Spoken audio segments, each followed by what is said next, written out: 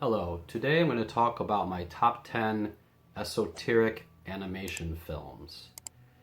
So the first thing I'm going to say is, what is esoteric? The term esoteric refers to knowledge or information that is intended to be understood by only a small, specific group of people with specialized knowledge or interest. It often carries a connotation of being obscure, mysterious, or difficult to understand for those outside this group. I'm taking a bit of a chance with this video. I'm not exactly sure how it's going to land. It's a bit on the obscure side, but we'll see. I enjoy animation quite a lot, so I thought, well, we'll see what happens.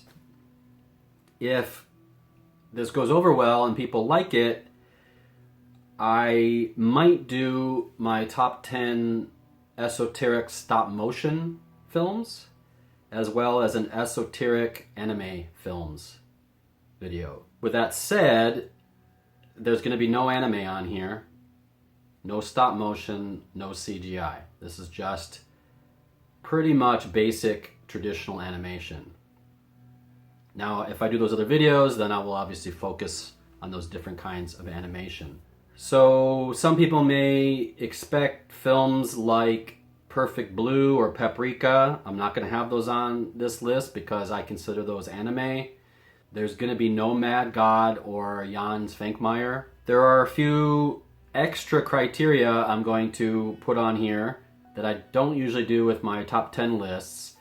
And one of them is I'm going to list the country in the descriptions for these films, because this is kind of a globe-trotting experience, I think. And the other thing I'm going to do is give them star ratings, but these are not ratings about quality. If the film gets 1 star, that's going to be the most straightforward narrative. And then all the way up to 5 stars, which would be the most esoteric or abstract. I wanted to do that because I like these films for different reasons. Some are more straightforward than others. Some are super abstract, so I kind of wanted to not judge them by how coherent or, how straight their narrative is, but more about them just as a work of art. So at number 10, we have number 12, Heaven and Earth Magic, from 1957 to 1962, directed by Harry Smith, and the country is the USA, and I'm giving it 5 stars. So it's quite esoteric. The narrative of Heaven and Earth Magic is deliberately opaque and abstract. It is often interpreted as a kind of alchemical journey or a mystical quest through animated collage, though its precise meaning is left open to interpretation. So this film is entirely cut-out animations, similar to Terry Gilliam from Monty Python, but it's in black and white. It's a little more advanced than Terry Gilliam. It's stunning in its execution. However, I've found it a bit monotonous, and in that way a little boring. The first 10 or 20 minutes I was quite excited by it, but then it kind of kept doing the same thing. As an artist myself, I've done hundreds of collages, so I respect the artistry in the movie. That's why it's actually on the list. But as a viewer, I'm not sure what to make of it. It certainly is a work of art, but it's a bit of a slog to get through. Thankfully, it clocks in at just over an hour. So if you want to dive into this kind of esoteric collage art for an hour, I think you would probably enjoy it. At number 9, we have The Street from 1976, directed by Caroline Leaf from Canada, and I'm going to give it 2 stars, so it's pretty straightforward. This short animated film uses sand animation to depict a haunting and darkly poetic story about a family's encounter with death. The shifting sand creates an unsettling, fluid visual style that enhances the film's somber mood. So this clocks in at just about 10 minutes. It's the shortest one on my list, so it's technically a short film. The animation style is I can't even really give it words. It's just fluid, and it's such a strange experience. I found this it hit my heart in a very strange way. The shifting sand illustrates sort of the ephemeral nature of our lives. On so many levels, I think you can watch this and think that it can all be brushed away with a flick of the wrist or a strong wind. And because of that, there's this tension when you're watching it, because you know how like powder can easily be disrupted. So there's this kind of feeling like it could be destroyed at any moment. The story gives you the kind of feeling of grief, but with a strange sense of humor to it, or kind of softness. And I think that that tone is what makes this so esoteric, along with the animation style. I found it to be quite disturbing, but I couldn't really put my finger on exactly why.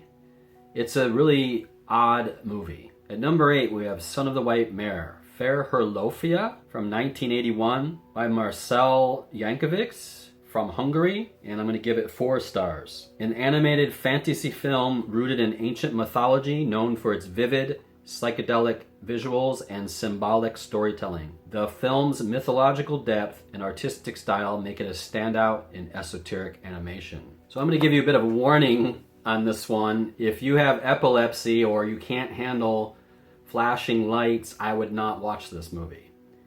In fact, the first 5 or 10 minutes of it, I had to kind of look away at times because it was actually hitting my brain in a really strange way. It almost kind of hurts a little to watch some of the scenes. Part of this is because of the juxtaposition of colors.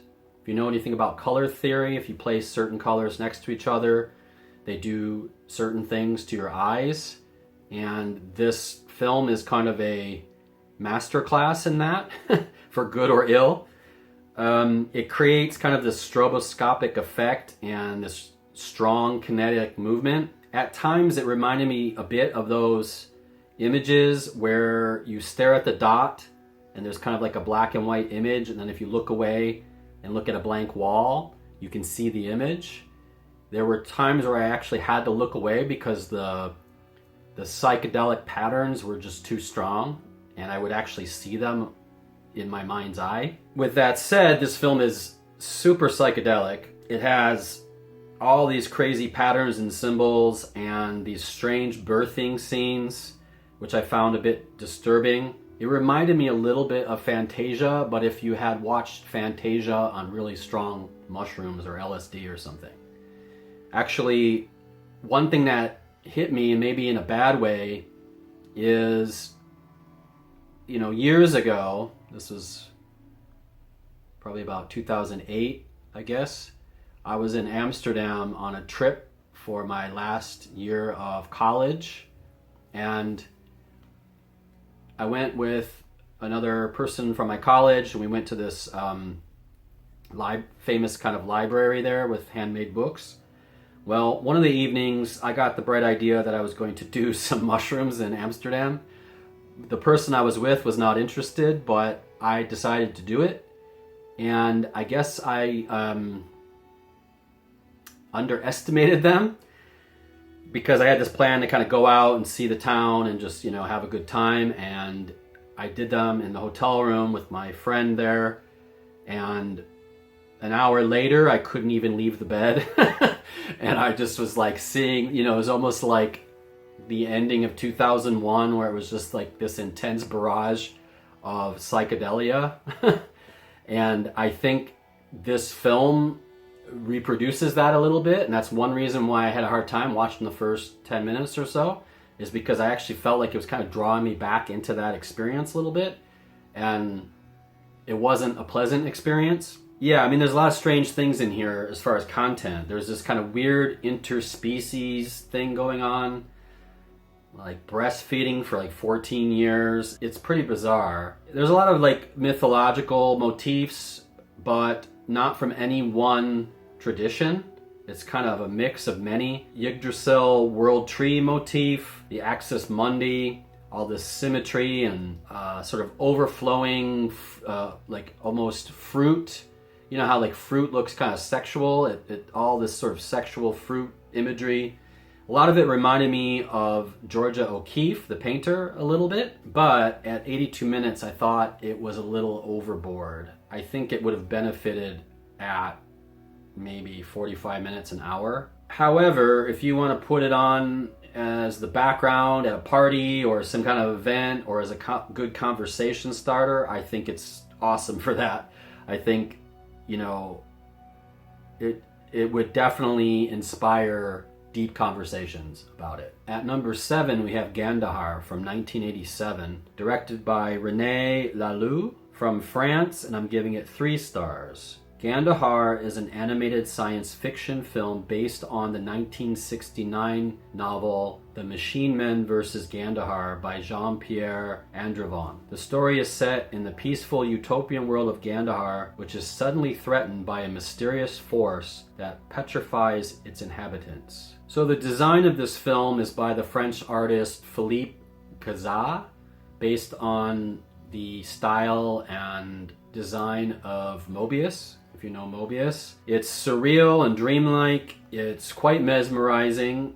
It uses this kind of organic technology where flora and fauna intertwine with society. It's got very strange creatures and these kind of imaginative landscapes. It's quite meditative, and it's also a little episodic. I'll explain more about that in the next film. It's got a really slow pace. As you're watching it, you're kind of having these philosophical musings. It's kind of the lesser known brother of another film I have on this list, which I'll get to a bit later, and I actually think that film is a little better. It's an odd blend of sci-fi, fantasy, and the metaphysical, and it's definitely worth a watch. At number 6, we have The Spine of Night from 2021, directed by Philip Galat and Morgan Galen King. It's from the USA, and I'm giving it 2 stars. It is quite straightforward. A rotoscope animated dark fantasy film that delves into themes of power, corruption, and the darker aspects of human nature. Its gritty, hand-drawn style and mythical storytelling contribute to its esoteric appeal.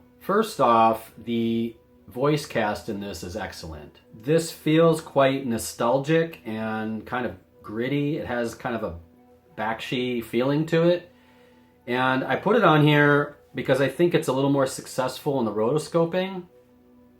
It's used in a minor way. It doesn't take you out of it. Sometimes when you see rotoscoping, your brain automatically thinks, oh, those are just people, and they drew over it. In this case, I didn't really feel that as much. That's why I included it on the list and did not include some of the other Bakshi films. It's high fantasy, and it's filled with magic, sorcery, and cosmic horror. If you like Lovecraft, you'll love this too. It's pretty over the top in graphic violence and nudity. I was actually a little surprised by it. I didn't expect it to be that graphic. There are a lot of themes like corruption and these kind of eternal struggle between good and evil, and almost a little bit Holy Grail type vibes. The backgrounds are amazing digital paintings. In fact, I think the backgrounds were more impressive to me than the actual foreground animation, which I found a little cheap looking at times. It has impressive world building. It feels like a real unique place. But I would say it's very adult. I would not show this to a child. In fact, I would say most of these films on this list I would not show to children. It's kind of a love letter to heavy metal culture and sword and sorcery films. There's sort of this Frazetta, Conan the Barbarian thing going on. Like Gandahar, the stories are kind of episodic, but there's an overarching plot that I found quite riveting. If there's any kind of detriment to the film, I think in the third act there's one sequence that just felt a little flat, but you kind of need the sequence to get to the end, so I don't know how they could get around that. Anyway, it's an interesting film. At number 5, we have Cat Soup from 2001, directed by Tatsuo Sato, and it's from Japan. and I'm giving it 5 stars. It's super esoteric. This abstract short film follows a kitten on a surreal journey through life, death, and the afterlife. Its disturbing imagery and lack of dialogue make it a deeply esoteric and thought-provoking experience. All I can say about this film is, like Lynch's Rabbits, it is really, really disturbing. It takes the mundane and turns it into the uncanny. There are sequences where there are these voices, but they're reminiscent of the adult voices in Charlie Brown. But in the context of the animation, it makes it seem super bizarre to the point of horrific. There's a lot of strange things in this movie. If you watched it on some kind of psychedelics or something, I think you might lose your mind, because there's just things that are very wrong. Based on all the films I've seen in my life, one thing I think the Japanese are experts at is going for it, almost to the point where it is not healthy, or like, I'm not really sure how to say that, but I'm sure you know what I mean. If you've seen a lot of Japanese cinema, you know that they just don't hold back. Well, this is definitely a case of that. This is not anime.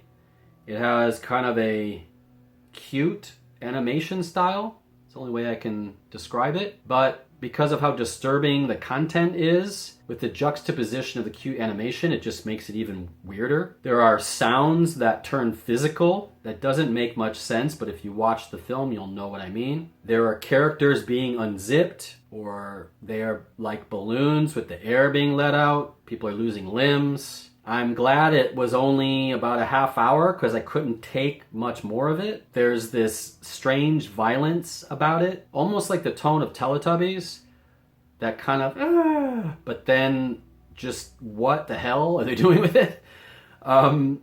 There's one scene in particular where this execution-like thing happens, but it happens backwards, and you're just like, what are you doing? It was perplexing, uncomfortable, wrong in so many ways, but thoroughly entertaining. I loved it.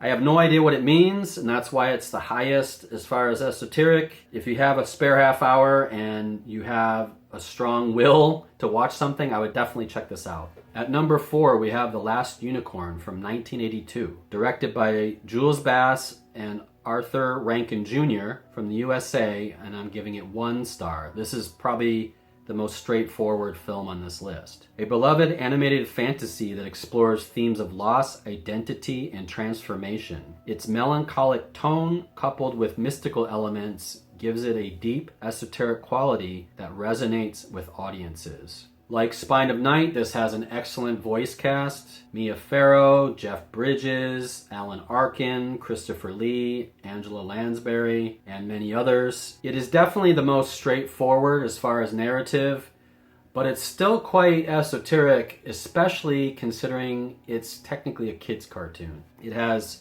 gorgeous animation. Whoever was designing it obviously knew a lot about art history, because the opening scene especially takes influence from the unicorn tapestries, and they kind of come to life, and it's just beautiful. Even the animation outside the opening sequence, if you've seen any Rankin and Bass animations, it does feel like them. However, it has this more Art Nouveau. Everything is kind of elongated and spindly, lots of vine work and stuff. It's just beautiful. As someone that went to art school, I just think it's like way up there as far as beauty. The only film I would say animated that comes close to it might be Sleeping Beauty. If you know stuff about art history, Disney's Sleeping Beauty is a masterpiece. It references all kinds of things, and that would be the only film that I can think of that has this kind of classical beauty to it. Don't get me wrong, there's lots of films that are beautiful, a lot of animation that's beautiful in different ways. There's some anime that's just gorgeous. However, I don't think a lot of it draws from past influences as much as this film and Sleeping Beauty. Now, as far as the story is concerned, this has probably the most A to B narrative of all the films, there's this melancholy that pervades everything, kind of hangs over the film. It's a startling contrast to the kind of silliness of modern animation, especially like a lot of computer animation. If you think about like Pixar and, you know, all these kind of studios like that, I don't know. This might be me sounding like I'm old, but I feel like past the 90s, there wasn't really a lot of animation that could be for children, but also have heavier themes and higher beauty, if that makes sense. The story is kind of brooding and sublime. There are some excellent songs by the band America, if you know that band, and they create this kind of feeling of loss. And if you've ever heard the song Dust in the Wind by Kansas, that's kind of how this feels. Feels like, you know, everything is almost pointless and kind of, we're all kind of doomed, but not necessarily in a negative way. I don't know. It's quite heavy, quite sad, brutal if you're a child, I would say. Although I saw it for the first time when I was a child, and it was actually one of my favorite films from that era. Another being The Secret of Nim, and also Charlotte's Web. I think those three films from that era are just the best. I think that's something that's kind of lost in a lot of animation for children now. It's not really teaching children about loss the way that it used to. I just think the animations were a bit more serious back then. All in all though, I think this is a masterpiece. If you haven't seen it, you absolutely have to see it. At number 3, we have the Belladonna of Sadness from 1973. Directed by Eiichi Yamamoto, and it's from Japan, and I'm giving it 3 stars. This psychedelic film explores themes of power, sexuality, and mysticism, inspired by historical witch hunts.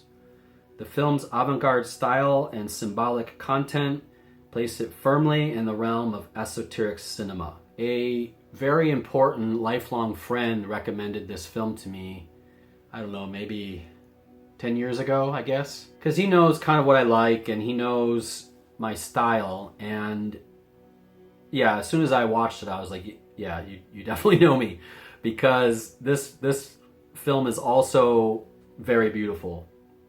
Beautiful in a different way than The Last Unicorn, but beautiful in its very own unique way. In Japanese, it's called Kanashimi no Belladonna, and it's based on the book La Sorcière, and it's a mix of still watercolor paintings and these kind of psychedelic sequences. It draws a lot from medieval and Art Nouveau styles, featuring these kind of elongated figures and intricate patterns. I'll say that even though The Last Unicorn is cell animation, and it's a bit more on the animated side, this one is almost more of like a collage with some animation in it. The style of the two films is quite similar as far as the Art Nouveau kind of look. I would say this is more of an experience than a movie. It has this strong sexual violence in it that might not be for everyone. It talks a lot about power and rebellion and sexual liberation and vengeance and the struggle for autonomy in a patriarchal society. It's explicit and graphic, but it's quite moving. Anyone who appreciates watercolor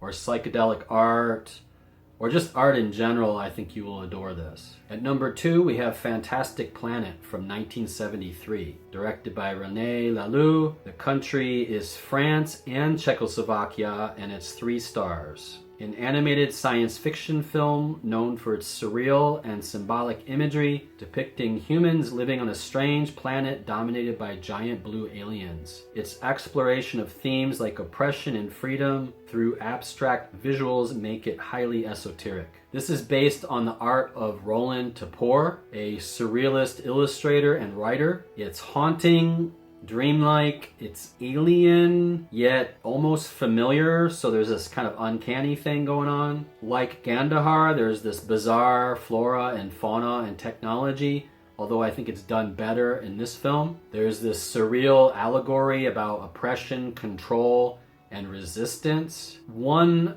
awesome thing about this film is the soundtrack, which is this kind of jazzy score, this psychedelic jazz. And I cannot imagine this film without the soundtrack. It's such an integral part of that I don't think you could remove them from each other. It's a bold vision. It is a film that deserves repeat watchings. I think it's quite timeless. I mean, I've probably seen it, I don't know, maybe 10 times in my life. Yeah, I think it's an avant-garde masterpiece.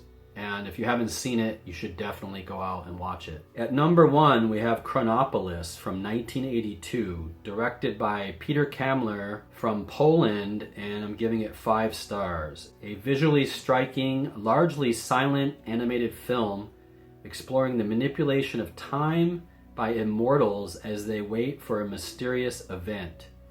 Its abstract narrative and philosophical themes of time, immortality, and existentialism make it highly esoteric. So this is a very unique, striking visual experience. I have no other way to describe it. It has a non-linear narrative. It is kind of this strange mix of stop motion and models, but it's done in a way where it looks like part of the animation. So I'm going to let it slide as far as my criteria for this video. The great thing about it is it almost feels like an art installation, like you can actually penetrate it. It's this amalgamation of geometric shapes, patterns, and this sense of otherness. It has deep existential themes such as time, immortality, and the nature of existence. There's no real dialogue in the film, although there are these kind of sounds that happen. Luke Ferrari did the score, and it's kind of syncopated but alien. It almost reminds me of like the computer game Pong. There's this kind of like doot doot doot doot doot doot doot doot doot. All in all, I think this is quite cerebral. It's hypnotic, very strange but beautiful, and it's complex. Complex like a math equation or like a Nautilus shell, golden ratio or something. That's what I think of when I watch this. It's very geometric with like hard angles and diagonals and stuff. There's kind of a mathematical purity to it. I don't know. It's just, I've never seen a film like it. And I have watched it several times. Strangely, some of the other films in this list, I don't think I could watch again, even though they are very esoteric. This one, I actually feel like I could watch it over and over again. It just has something that draws you in, and it actually really makes you think. Almost like when you see like a metronome or something, it creates this constant where your brain just goes off and does all these things. And I think that's what happens when you watch the film. I'll also say I think it has a bit of Gnostic elements to it. There's this kind of immortals and creation and thing going on. I don't know. It's a really interesting film. And that's it. That's my top 10. If you have any interest in me tackling stop motion or anime, you can comment below. Or if you have anything to say about any of the films I covered, or if there are any films you think I missed, you can let me know.